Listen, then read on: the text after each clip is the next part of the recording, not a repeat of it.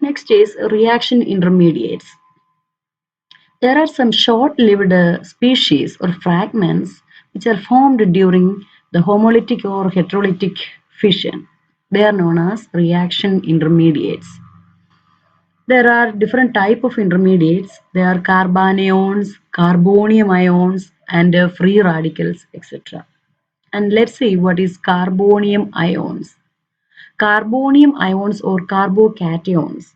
They are the reaction intermediates having positive charge and which are formed during a heterolytic fission. For example, here CZ after heterolytic breakage it became C plus. Here a positive charge is in this carbon and which is known as a carbocation or carbonium ion, and here Z is more electronegative than carbon. So these carbonium ions or carbocations can be prepared or it can be formed as a result of the first one is heterolysis that we already have seen here, and second one is by protonation. If you are adding hydrogen towards an unsaturated group or a carbon-carbon double bond group, you can see this bond is broken, and here one end you will get a positive charge and one end you will get negative charge, and towards that negative charge this H plus will be added. So you will get a product with a positive charge in this carbon, and this molecule as a whole is known as carbocation. And another method is by decomposition. If you decompose this RNNX molecule, that means this triple bond, then after this bond breakage you will get R plus and N2. That means this bond is, or this electrons is completely moving towards this nitrogen, so that this nitrogen N and N is completely free, so that N2 molecule is liberated and you will get positive charge in this alkane group, that is R plus. And let's see what is the structure of these carbocations or carbonium ions. Here you can see there is a positive charge in this carbon. Here the positively charged carbon will be sp2 hybridized to form 3 sigma bonds. And the empty p orbital which is extends towards the upside and downwards of the plane, that will make this carbon more electron deficient, and hence it can combine with other compounds which can donate electrons. So that is the structure, and that is the structure of carbonium ions. And next is the stability of carbocations or carbonium ions. Stability of these carbonium ions are influenced by a resonance effect and inductive effect. You know that what is inductive effect and resonance effect. We will see that later on in a few examples. Example, allyl and benzyl carbonium ions are more stable than propyl carbonium ions. So what is the difference between these allyl carbonium ions and propyl carbonium ions? Here, allyl carbonium ions, there is a double bond, right? Since this double bond is here, there's a chance for the migration of the charges from this side to this side and so on. So this inductive effect can work on here. But what will be the structure of propyl carbonium ions, which is not shown here? CH3, CH2, CH2 plus. So that positive charge is in that CH2 carbon. That means there is no double bond there, and since there is no chance for the other methyl or alkyl group to get or to give the inductive effect, so here the allyl carbonium ion, there is a chance for the inductive effect. And see the benzyl carbonium ion. Here, due to the resonance effect, it can give more stability towards the carbonium ion, just because of the resonance acted in this ring structure. and just because of the inductive effect of this methyl group, both of these contribute to the stability of these carbanions.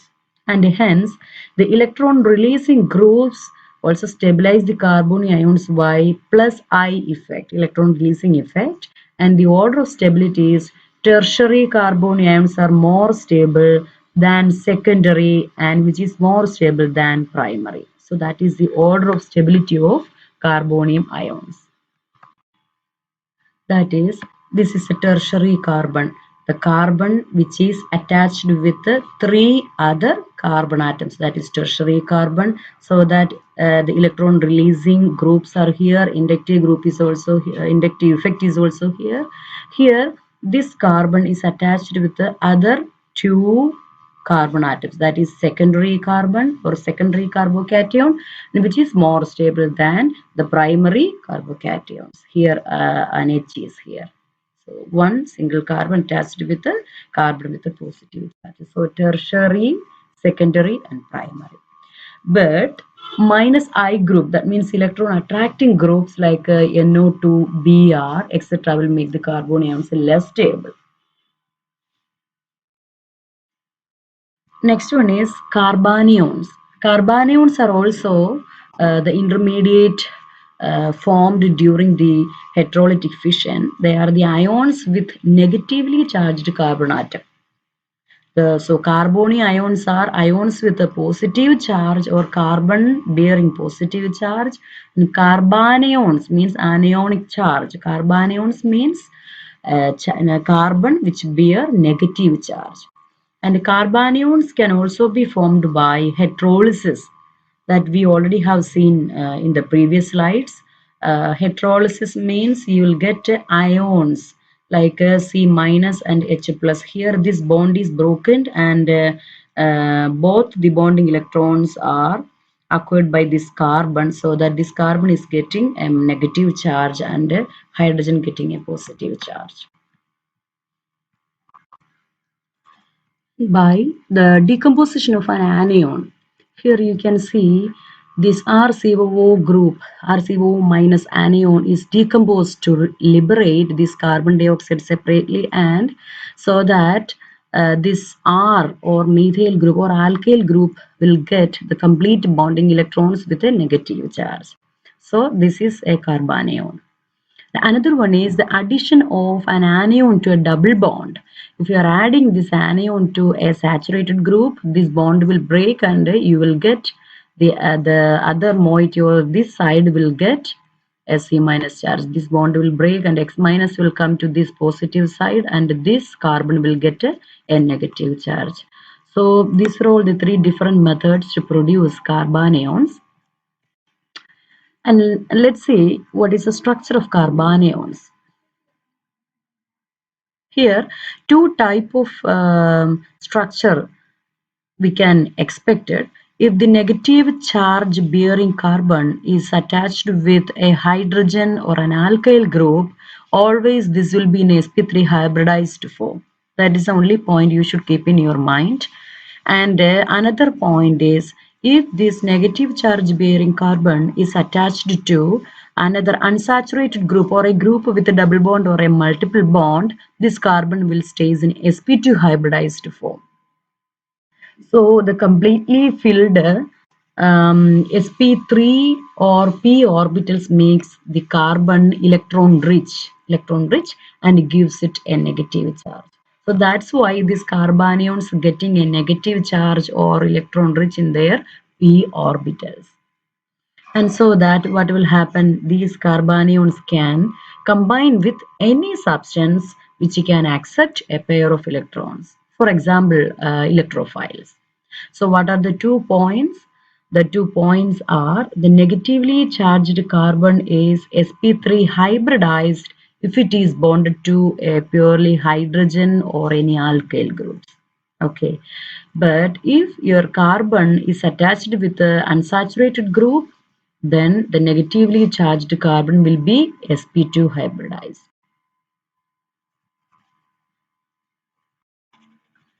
As in the case of the stability of carbonium ions, Stability of carbanions also is influenced by the resonance effect and the inductive effect.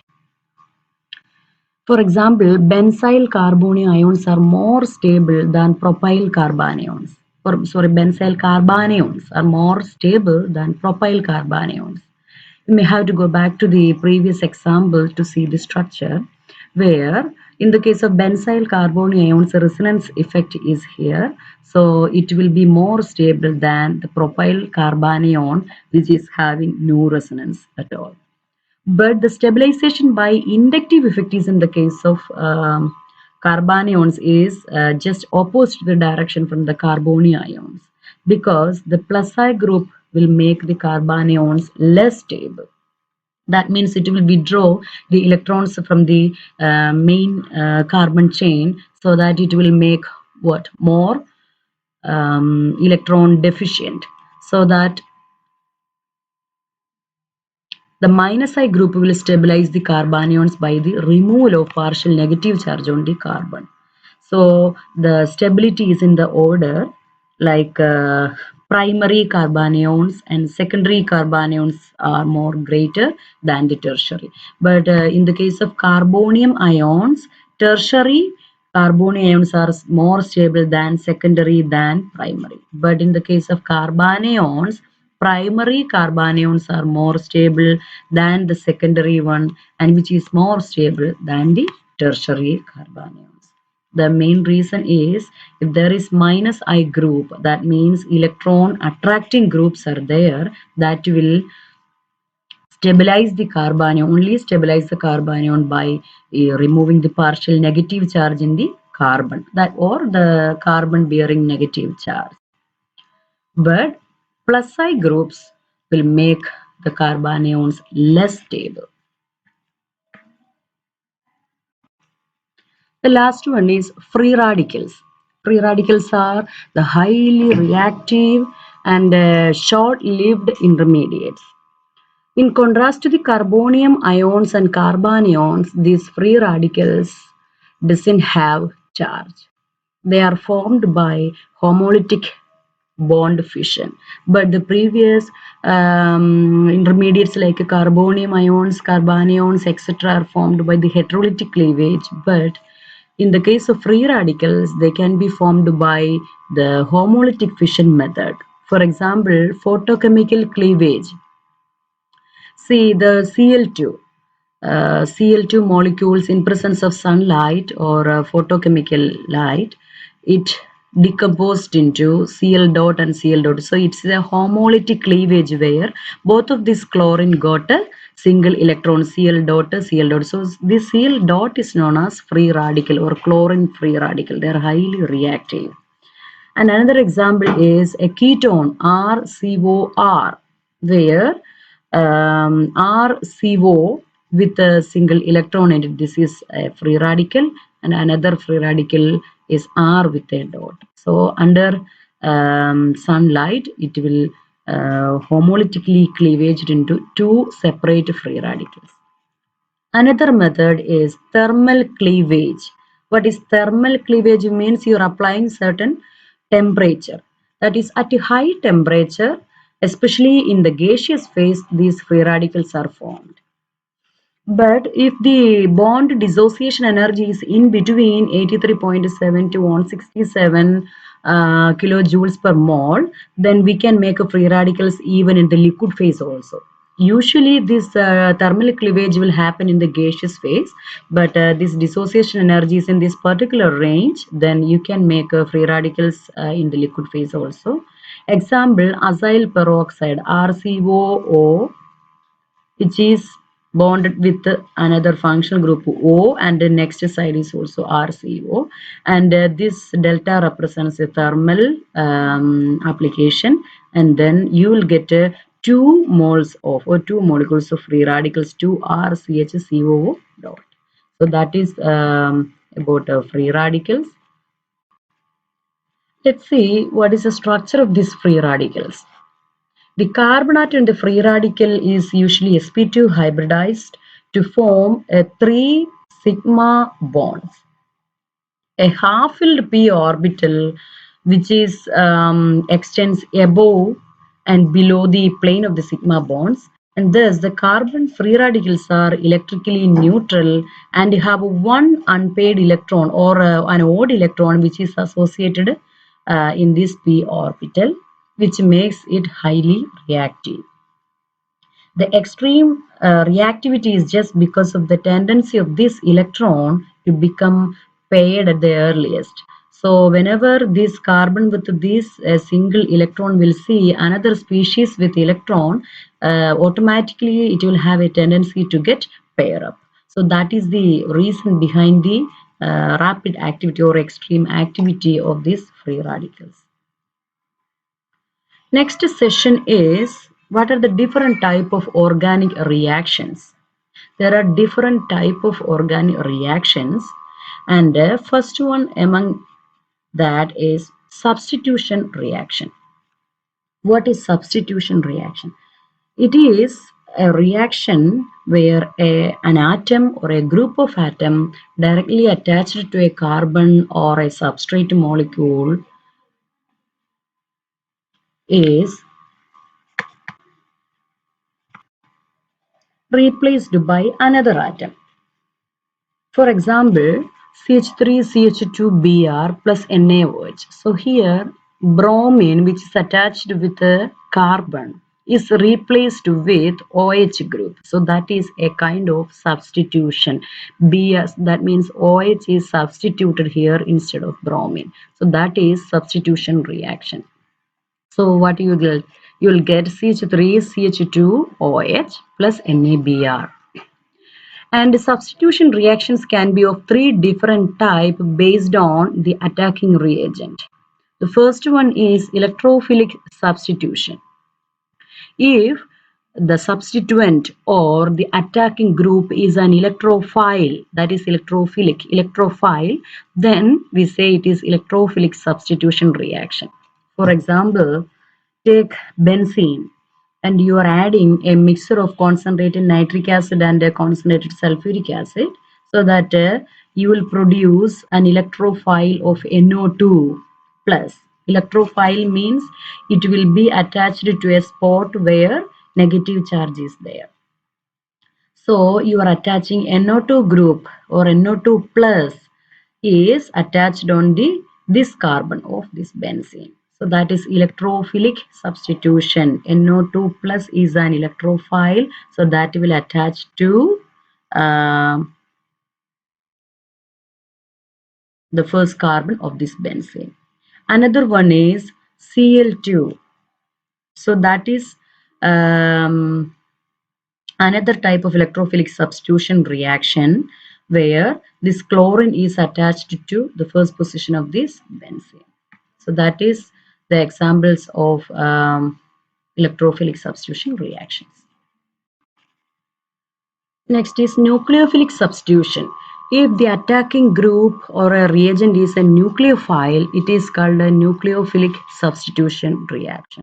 Usually, this nucleophile attack the electron deficient site. And these type of reactions are more important for the compounds where a carbon is linked to a more electronegative atom, like a halogen. Example, RX.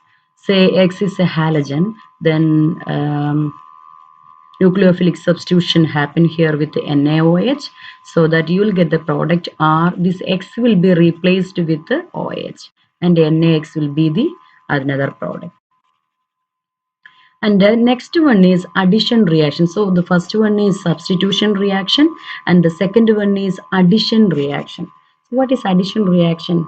An atom or a group of atom is added to an unsaturated substrate.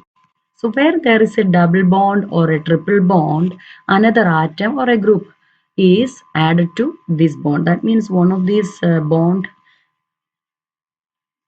will break, and the corresponding charges will get in this carbon, and the opposite charges will be attached in those carbon.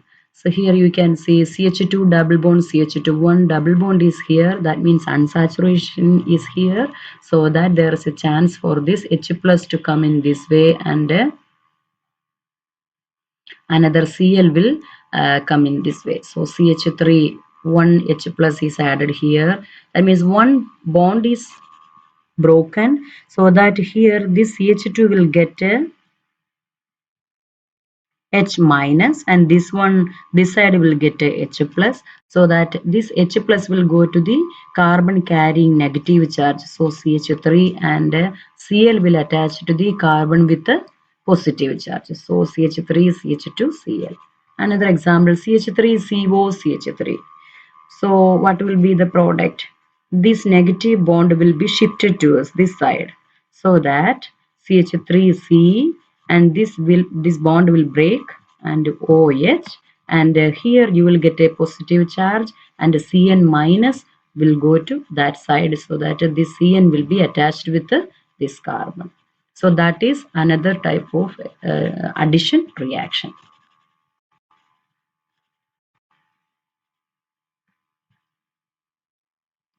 Next is elimination reaction. Elimination is the reaction in which the substrate molecule loses two atoms from the same carbon or its adjacent carbon under the influence of an attacking agent. For example, see, there is 3 chlorine in this carbon and 1 hydrogen. That is, dichlorocarbene can be prepared from chloroform. This is trichloromethane is known as chloroform. So this chloroform reacts with a base OH minus to produce dichlorocarbene. Only 2 chlorine is in this carbon. So OH minus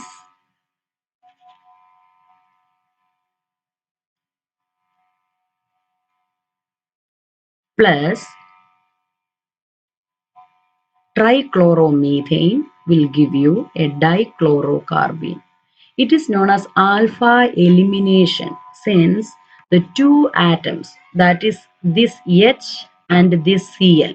See, H and this Cl all together eliminated from the same carbon. H was located in this carbon and Cl was located in the same carbon.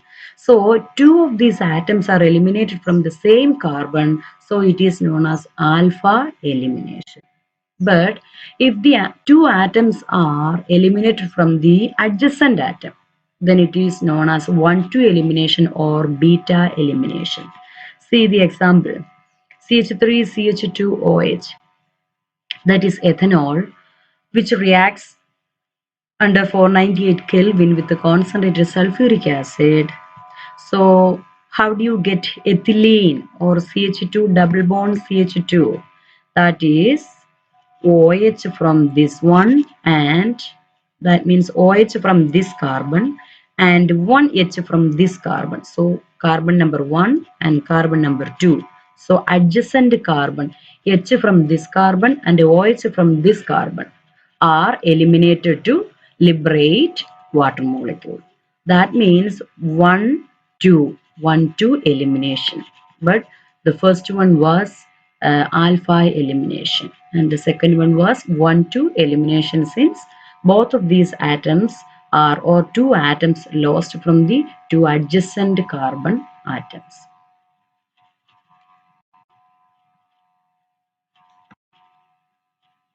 Next is the rearrangement reactions. In these type of reactions, atoms or grouped shift from one position to another position within the same substrate. Suppose if A is the molecule and the rearrangement or the movement of atoms from one position to another position will happen in the same A molecule. For example, CH3, CH2, CH2, CH3. Under the influence of heat, which reacts with a catalyst AlCl3, this butane will make some rearrangements. CH3, CH, CH2, CH3 is converted into CH3, CH, CH3, and the second carbon CH3 is there. So there is a rearrangement has happened.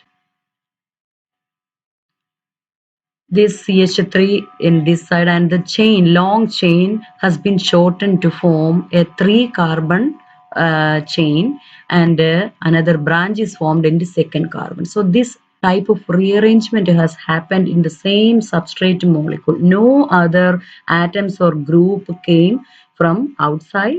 So this is internal rearrangement. So as a result of this rearrangement of atoms, it can produce structural isomers of the same molecule. Differences, like I explained in the very beginning, like structural isomerism, just because of the arrangement of atoms, like a chain or branch, it is having different name. That's the only difference. So structural isomers are produced as a result of rearrangement reactions. The last one is redox reactions. Redox reactions are a little bit difficult to apply into organic reactions. They are more applicable in the case of inorganic reactions. In general, oxidation of an organic compound is regarded as a reaction where the oxygen is added to a molecule or hydrogen is removed from the molecule. And what is reduction? Reduction is the addition of hydrogen or removal of oxygen from the molecule. So if any reaction where there is oxidation and reduction occurs together, they are known as redox reactions. For example, conversion of aldehyde to carboxylic acid using alkaline KMnO4. See, RCHO is an aldehyde plus oxidation, carboxylic acid. This aldehyde with alkaline KMnO4 will produce an acid, that means oxidation. And next one, conversion of glucose to saccharic acid using nitric acid. Here also C6H12O6 is converted into saccharic acid under the influence of nitric acid. That is also a redox reaction. So that's it for this module.